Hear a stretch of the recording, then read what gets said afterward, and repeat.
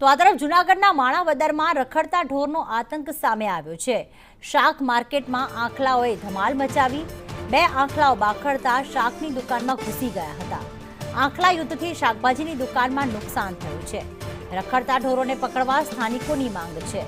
તો માણાવદરમાં રખડતા ઢોરના કારણે શાકભાજીની દુકાનમાં ખૂબ જ મોટું નુકસાન થયું છે। બધી જ શાકભાજી આંખલાઓએ જ્યારે ધમાલ મચાવી ત્યારે આખી શાકભાજી રસ્તા ઉપર વેરાઈ ગઈ હતી।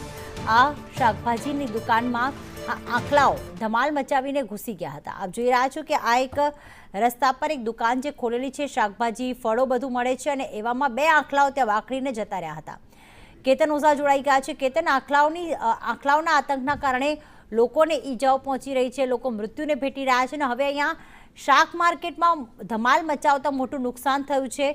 કેટલો ત્રાસ છે આંખલાઓનો?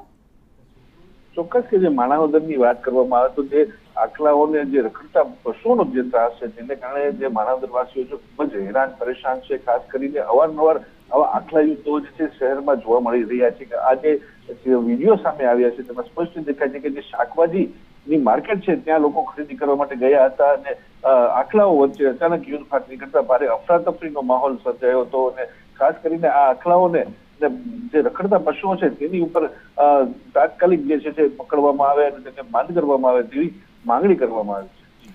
આભાર તમામ વિગતો માટે કેતન।